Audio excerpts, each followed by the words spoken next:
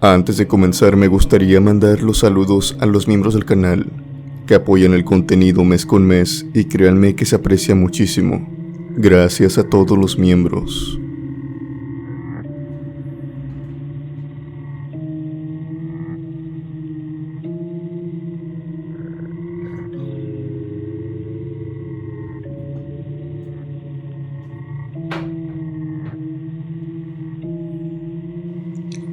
Criptomaníacos.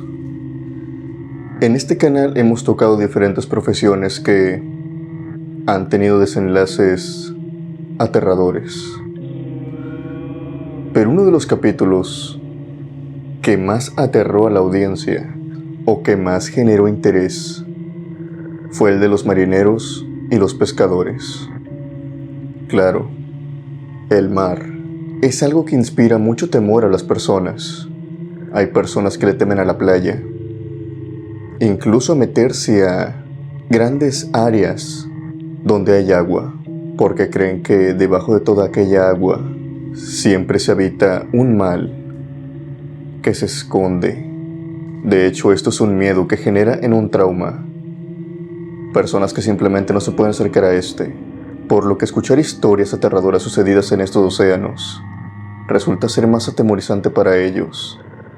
Pero después de escuchar tantas anécdotas de pescadores, creo que yo, así como muchos, creen que hacen bien al temerle al océano. No solamente criaturas enormes se esconden debajo de sino que también leyendas que permanecen vivas a pesar de los años, tales como la siguiente historia, en donde este marinero, quien iba junto con toda su tripulación, se enfrentaron a una tormenta en la cual hizo aparición un barco, pero no un barco cualquiera. Pareciera un barco antiguo, pareciera un barco que se quedó atrapado de otra era, un barco que simplemente no era de este mundo. Mi nombre es Nathan Williams. Mi experiencia comienza de la siguiente manera. Antes de unirme a la naval, en donde actualmente trabajo, fui marinero. Casi toda mi vida la he dedicado al océano, ya sea pescador, marinero o buzo. Pero en aquellos años, cuando yo apenas era un joven adulto, tendría algunos 20 años, había conseguido trabajo recientemente en una empresa transportista, obviamente en el mar. Cada ciertos meses teníamos que ir al Canal de Panamá. Salíamos desde el Golfo de México hasta Panamá. Era un camino largo y pasábamos por muchos puertos y lugares muy interesantes, diversas leyendas, diversos cuentos que se contaban en cada puerto. Pero claro, lo que toma más relevancia es lo que uno puede ver con sus propios ojos. Y en aquella ocasión, yo fui testigo de algo que muchos de seguro creerán imposible, o lo creerán como una leyenda que los marineros usan para espantar a la gente. Pero esto no es así, quiero que sepan que es verdad. Sucede que en uno de estos viajes, cuando íbamos al Canal de Panamá a transportar mercancía, ya que allá también teníamos nuestras oficinas y teníamos que transportar algunas cosas que venían desde China hasta la costa de los Estados Unidos del otro lado. Y el Canal de Panamá era más que perfecto para esto. Pasa que en el trayecto de ese viaje, que se tiene que decir, no era la primera vez que lo hacía, sucedió algo que no era muy común. De repente, el cielo se oscureció y nos la tuvimos que ver con una tormenta que se formó abruptamente. Esto es más común en mar abierto, pero estábamos muy cerca de la costa. Si bien no podíamos ver tierra, estábamos bastante cerca, a unos minutos o tan siquiera una hora. Pero lo que vi en aquella tormenta era algo que nunca había visto hasta ese momento.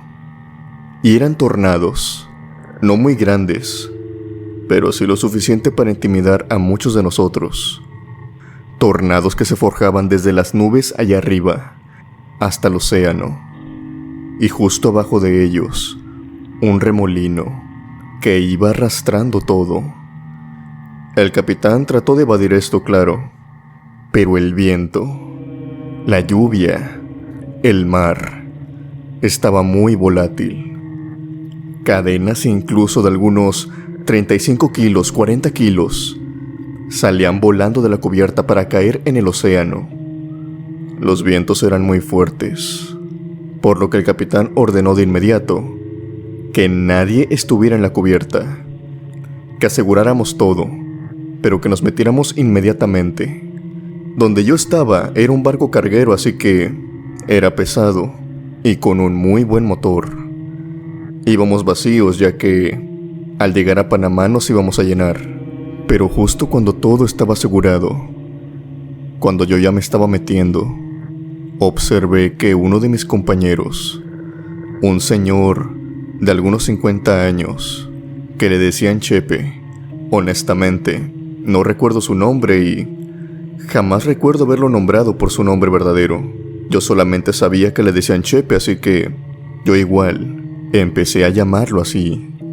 Cuando lo veo que está parado, mirando algo al horizonte, le digo: Chepe, métete, ¿qué estás haciendo? Una cadena de esas va a salir volando y te va a dar en la cabeza. Métete. Chepe voltea y me dice: Nathan, mira lo que está enfrente de nosotros. ¿Tú no lo ves? Debo admitir que me llamó la atención, así que fui inmediatamente, ya que el viento y la lluvia, como dije, eran muy volátiles. Y me encuentro con algo todavía más extraño y más sorprendente que aquellos tornados.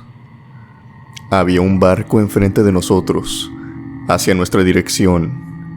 No estaba muy cerca, pero sí a una distancia aproximada. Tan solo por la distancia y por ver las dimensiones de este, era incluso más grande que el nuestro, o con un tamaño similar. Pueden decir que esto no era la gran cosa, a lo mejor era otro barco carguero, y es que aquí comienza lo extraño, ya que el aspecto de ese barco no era algo normal. No era un barco de esta era, por así decirlo. Era un barco que parecía atrapado en el tiempo. Era un barco antiguo, como de la época de los 1800, y estaba flotando como si nada en el mar. Obviamente, al ver esto, no solamente yo me fijé en él, sino que también todos mis compañeros, incluso mi capitán. Y fue este mismo el que nos dijo: métanse todos, dejen la cubierta inmediatamente. Nosotros hicimos caso y nos fuimos a la cabina del capitán, ya que el área donde nosotros estábamos estaba muy fría. Inexplicablemente se había tornado casi como en un refrigerador, y eso que estábamos en épocas cálidas se lo atribuíamos al mal tiempo que había. Y una vez estando en la cabina, vi como el capitán le dijo al contramaestre y al maestre que cambiaran de rumbo, que viraran un poco en dirección hacia los tornados. Yo para este momento estaba que me moría del miedo. Solamente ver aquellos tornados inmensos pasar a un lado del barco. Obviamente el capitán sabía lo que estaba haciendo. Sabía que el barco era lo suficientemente pesado y rápido, y fuerte también, para no ser absorbido por el torbellino. Pero en medio de aquella catástrofe, viendo los torbellinos y los remolinos, me di cuenta de lo que el capitán quería hacer. Él no se estaba yendo a los tornados simplemente por hacerlo, sobre todo porque la ruta no era por ahí.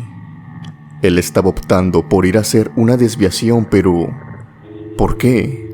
Bueno, yo pude deducir rápidamente que estaba evitando acercarse a aquel barco que habíamos visto.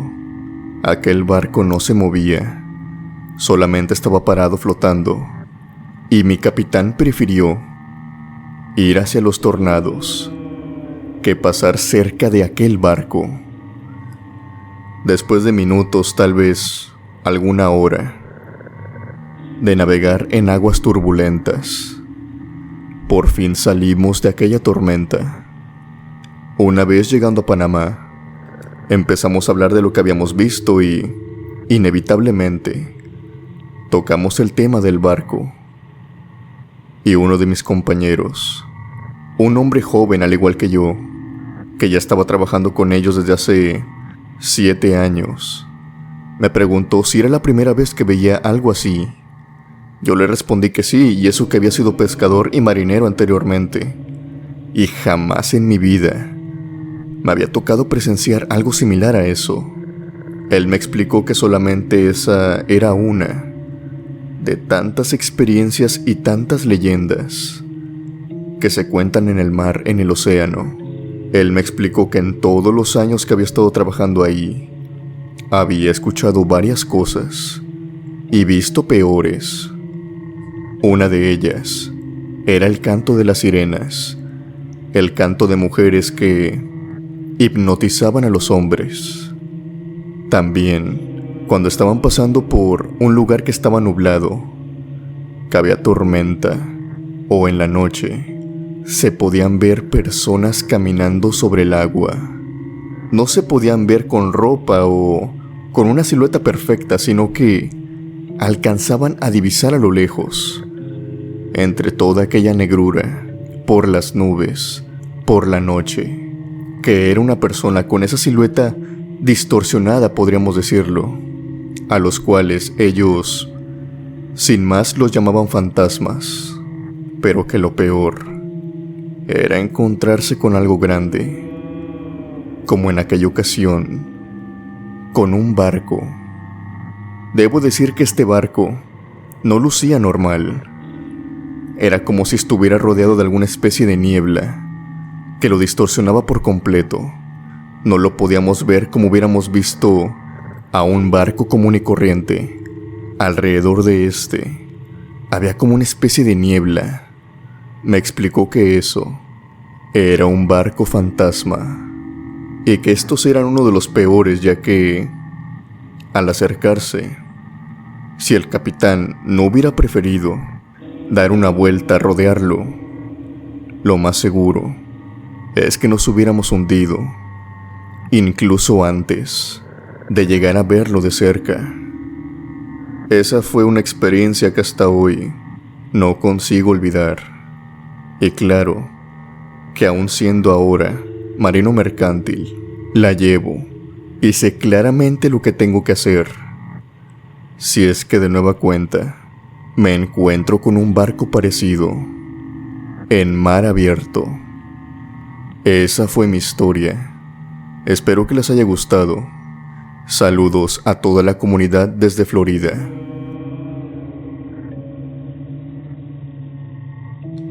Otra historia viniendo del mar. Ahora viene de parte del padre de esta persona que nos acaba de contar la historia. Él dice que su padre ha sido pescador toda su vida. De hecho, le heredó ese gusto al mar.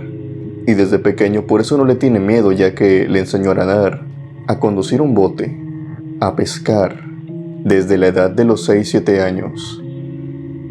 Pero a pesar de que su padre se podría considerar un viejo lobo de mar, a él también le han pasado cosas inexplicables, cosas que le ha contado a él, que en ese tipo de situaciones tienes que mantener la calma, ya que no sabes si lo que estás viendo es algo real, algo que tú puedes tocar, o que simplemente es un espectro, es uno de esos tantos espíritus y almas que se almacenan en el agua. Cuando cuenta esta historia, él dice que era un joven que ya había tenido la experiencia de embarcar, pero que aquella ocasión, al mirar hacia el océano, vio a alguien, o mejor dicho, algo que no podía descansar en paz. La siguiente historia viene por parte de mi padre. mi padre, al igual que yo. De hecho, él me inculcó mucho lo que vendría a ser este amor por el océano, este amor por el mar, desde muy pequeño. Mi padre fue pescador y recuerdo mucho mi infancia, yendo a pescar con él los fines de semana. Él trabajaba con una tienda y una distribuidora, por lo que cada cierto tiempo se iba durante algunos 2 meses, 1 mes, a una pesca grande. Pasa y resulta que cuando él tuvo que irse, vivió esta experiencia en el puerto de Veracruz. Él ya se estaba alistando, todo estaba en orden, sus compañeros ya estaban a bordo, comenzaron con el camino.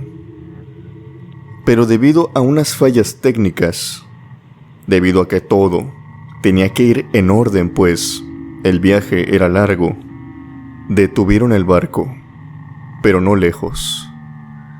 Habían zarpado hace aproximadamente 4 minutos, 5 minutos, por lo que todavía estaban en el puerto. De hecho, todavía no habían salido ni siquiera del área donde estaban todas las lanchas, todos los barcos pequeños, amarrados todavía al puerto. Mi padre no tenía nada que hacer en ese momento, así que solamente estuvo caminando por el barco, y sin ningún motivo. Es en esos momentos en que estás aburrido y simplemente diriges la mirada a un punto ciego. Mi padre dirigió la mirada hacia abajo del barco. Fue hacia la orilla de este. Se reclinó en la borda. Grande fue su sorpresa cuando vio algo extraño a plena luz de la mañana en el agua. En un principio, él pensó que se trataba de su misma figura reflejándose en el agua, pero al pasar unos breves segundos, vio que estaba equivocado, ya que esa silueta de un hombre que veía no era la de él. El agua estaba cristalina en ese punto, por lo que podía ver hasta el fondo de esta. Había un hombre ahí, al fondo. Su cabello se movía de un lado a otro. Su piel era grisácea, como blanca. Sus ojos estaban abiertos, de par en par, también totalmente blancos. Su boca, al igual, también abierta. Sus venas eran fácilmente visibles. Tenían ese color verdoso, rodeando toda la cara del hombre. Y es en este punto que él piensa que eso no es otra cosa sino que, pues, un cuerpo. El cuerpo de una persona que yacía ya sin vida. Por lo que él inmediatamente llama a Martín, un compañero de él, un amigo con el que se lleva muy bien. Le dice: Martín, ven a ver esto. Mira lo que me encontré aquí. Martín va, se asoma y también lo ve. Es un cuerpo. A ninguno de los dos les cabe duda. Y después de estarlo mirando, a punto de que ellos le avisen a todos los que están en el barco, notan que este cuerpo, que hasta ese momento pensaban ellos que no tenía vida, pestañea, no una sino varias veces. Y aquella boca, la cual la mantenía abierta, empieza a moverse, como si estuviera hablando, como si les estuviera diciendo algo. La sorpresa es muy fuerte. Y justo cuando ellos, ahora sí, dan el grito para que toda la tripulación vaya y observe lo que están viendo, este hombre simplemente se mueve. Va hacia abajo del barco, donde su visión es prácticamente nula. Mi padre y Martín dan un sobresalto y se caen en la borda. Caen de sentón. Martín rápidamente se para y va hacia el otro lado del barco para ver si lo puede ver. Pero este hombre había desaparecido por completo. A pesar del agua estar cristalina, ellos no podían ver nada. Ellos empiezan a decir lo que han visto a todos los compañeros, obviamente entre ellos, también al capitán, quien les dice que esto no sería ni la primera ni la última vez que iban a ver algo extraño en el océano, que eso eran cosas del trabajo también, que lo mejor sería dejarlo pasar, ya que no es bueno buscarle una quinta pata al gato. Mi padre continuó con su viaje con total normalidad, pero claro, jamás olvidando el lugar, el sitio, a la distancia y a la profundidad en donde vio a aquel fantasma, porque ya para ese momento sabía que lo que habían visto era un espíritu. Recordó muy bien a aquel lugar, y puede que esto hubiera quedado como una experiencia así sin más, una experiencia que no tenía explicación, tan solo que en el océano se ven cosas feas, pero al pasar los meses, mi padre dice que esto tiene una continuación, algo que le dio lógica a lo que había visto aquel día. Y es que tanto la Policía Federal como otras unidades del gobierno llegaron hasta ese puerto buscando personas, pero no buscando personas vivas, buscando los cuerpos de varias personas. Pasa y resulta que un miembro de una unidad criminal había hablado, le habían sacado información de varias cosas, y una de ellas había sido la localización de ciertos cuerpos, tanto de civiles como también de miembros de otra unidad criminal contraria, por lo que empezaron con la búsqueda. Ya habían hallado varios cuerpos, sobre todo en zonas cercanas al puerto, en algunos edificios abandonados, en terrenos baldíos, y ya por último, les quedaba inspeccionar aquel puerto. Mediante buzos, se metieron y encontraron un cuerpo, o más bien, los restos de este, en el mismo lugar en el cual mi padre dice haber visto a aquel fantasma. Eran los restos de lo que podría hacerse un cuerpo, ya que debido al tiempo, a la putrefacción y a que estaba debajo del agua, prácticamente lo que sacaron eran huesos y poco más.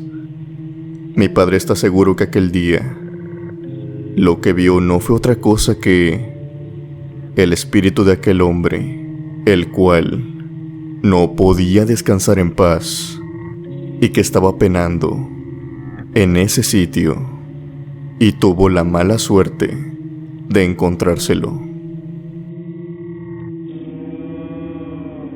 Acabamos con los relatos de pescadores y marineros, para dar pie a una profesión que creo que muchos no pensarían que estuviera relacionada con algo aterrador o con relatos que fueran de miedo. La profesión de maestros. Se podría decir que es de los que uno menos espera tener relatos de terror, pero esta maestra vivió uno. Esta maestra impartía clases como cualquier otro día, como cualquier otra mañana común, cuando de pronto, entre todo ese salón de clases, al cual era nueva, ya que apenas iba a impartir a ese grupo, se dio cuenta que había mesabancos vacíos. Lo que no sabía ella es que estos mesabancos ya tenían dueño, a pesar de que no los podía ver y que eran muy celosos, lo cual derivó en una experiencia de absoluto terror cuando decidió moverlos. En aquella ocasión, el salón de clases se convirtió en una casa del terror. Mi nombre es Leticia Guevara. La experiencia que les quiero contar sucedió en mis primeros años de docente, cuando trabajé en un instituto educativo. Yo soy maestra de primaria. Llegué a trabajar en una escuela la cual es muy reconocida aquí en México, por lo cual voy a tratar de omitir nombres, pero es una escuela muy reconocida en toda la República. Dentro de esta escuela impartían primaria, secundaria y preparatoria. Y sucede que, como en muchas otras escuelas, que se van sumando más salones, se van sumando grados, se van sumando alumnos, Este instituto fue haciéndose grande, cada vez más y cada vez más ancho, más alto, y múltiples veces los salones cambiaban de grupo. Es decir, a veces los salones eran de secundaria, después de 3 años pasaban a ser de preparatoria, y después a primaria, hasta que finalmente el instituto se organizó bien y plantearon a los salones de primaria como los primeros en entrar, ya que las madres de los chicos más pequeños iban a ir por ellos y de esta manera se ahorraban entrar por todo el instituto para ir por los niños. Ahora les doy este dato para que lo guarden, ya que es muy importante. Esta escuela ya tenía varios años en funcionamiento, y cuando entré yo, ya estaba situado todo en su lugar. Yo entré con normalidad a impartir mis clases. El maestro que daba este grupo había cambiado de grupo y me lo había dejado a mí. Cuando entré al salón, vi que varios pupitres, varios mesabancos, estaban vacíos, pero yo se lo atribuía que tal vez eran algunos niños que faltaban o algunos mesabancos que simplemente estaban de extras. Al paso del tiempo me di cuenta que sí, pero al pasar unos 4 días, casi cumpliendo la semana, me di cuenta de que en realidad de todos esos mesabancos había uno en particular que me llamaba mucho la atención. Como dije, vi que varios mesabancos estaban de extras, así que decidí almacenarlos en un almacén pequeño que tienen todos los salones, para pizarrones, para libros, para pupitres, para bolígrafos, para pincelines. Los niños me empezaron a ayudar. Eran mesabancos de plástico, así que no pesaban mucho realmente. Eran niños de 7 y 8 años. Metimos cerca de 5 mesabancos y cuando faltaba el último, que era precisamente este mesabanco que se encontraba en medio del salón, ninguno de los niños se acercó a él. En ese momento yo me fui acercando al mesabanco para retirarlo, pero justamente cuando lo tomé, los niños me hablaron, casi todos al unísono. Me levantaron la voz, diciendo: "No, maestra, no lo mueva". Yo obviamente estaba confundida. Ellos me respondieron que ese mesabanco pertenecía a un alumno llamado Tommy. Como ustedes han de suponer, yo pensé que era un alumno que tal vez estaba enfermo o estaba suspendido, ya que no lo había visto en toda la semana. Dejé el mesabanco ahí y proseguí a dar clases. No le quise dar más vueltas al asunto, pero me llamó la atención, así que un par de días después, observando que aquel mesabanco siempre estaba vacío, decidí checar en la lista de asistencia.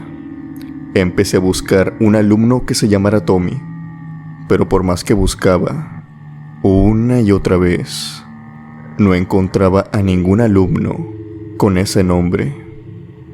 Chequé toda la lista. Básicamente todos los niños ya habían asistido, por lo que al día siguiente intenté quitar aquel mesabanco frente a todos ellos en la mañana. Justamente cuando lo estaba retirando nuevamente, ellos me dijeron repentinamente que no lo quitara, que ese asiento era de Tommy y que se iba a enojar mucho si lo movían. Para este entonces yo ya estaba un poco harta de esto y les dije: "Miren, niños, yo sé que no existe ningún Tommy, no lo tengo en la lista de asistencia y nadie ha venido, así que ya dejen de decir que es de Tommy". En ese momento, una niña que se sentaba enfrente del mesabanco me dijo que Tommy sí era real y que todos ellos podían verlo de vez en cuando, que los maestros no podían, pero que ellos sí, y que ese era su lugar preferido y que siempre se sentaba ahí durante las clases. Yo les tengo que admitir que, al ver a la niña hablando tan seriamente de esto, me provocó algo de escalofríos. Es decir, los niños son bastante evidentes cuando te están jugando una broma o cuando te están mintiendo. Tienden a hacer algunas expresiones e incluso algunos tienden a no controlar una risita, pero en ese momento, todo el salón, todos los niños, estaban totalmente serios. Yo le pregunté a una niña, Marta, la cual era la más estudiosa y nunca mentía. Le pregunté, Marta, si están jugando, déjenlo de hacer porque la verdad es que no me gusta. Pero Marta estaba igual que todo el grupo. Me dijo, maestra, es que no estamos jugando. Es en serio. Es el asiento de Tommy. Por favor no lo mueva, porque él luego se enfada. Esa mañana fue muy extraña, ya que me dio una extraña sensación de terror, de aire frío, recorriendo todo mi cuerpo en ese preciso momento. Yo obviamente traté de ignorarlo, claro, pero era algo muy extraño. Decidí seguir con mis clases. Las terminé y antes de irme, cuando todos los niños habían salido, tomé la decisión de agarrar aquel mesabanco y meterlo en el almacén. Al final de cuentas, no estaban los niños y no había quien me lo impidiera. Estaba creyendo que tal vez la historia que me habían contado los niños me estaba afectando. Además, yo soy muy asustadiza.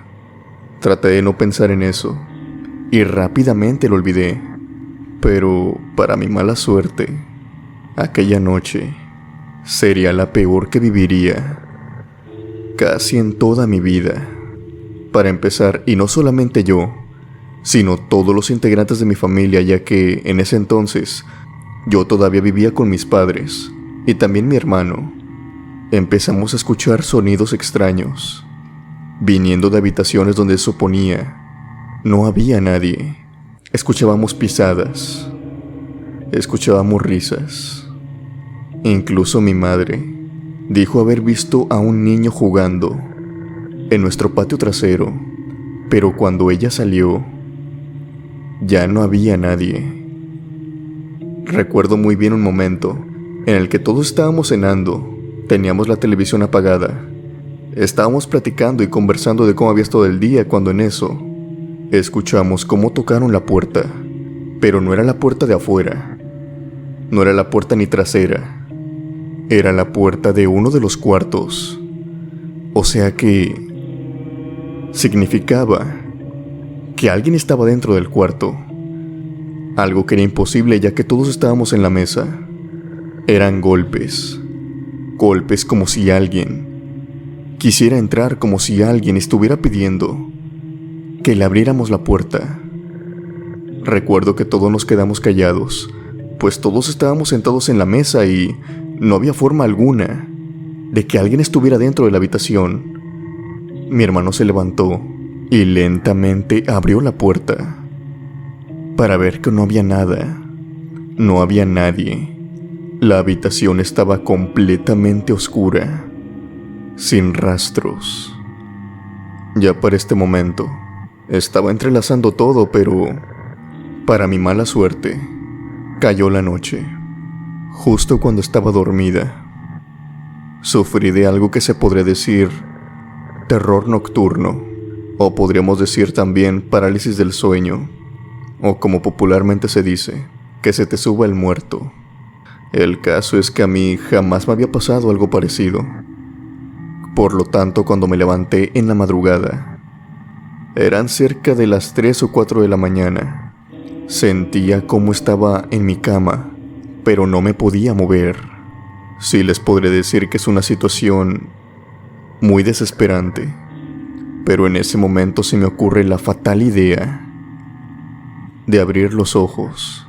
He visto varios testimonios en internet que dicen ver cosas que podrían ser alucinaciones, pero lo que yo vi aquella noche no era ninguna alucinación.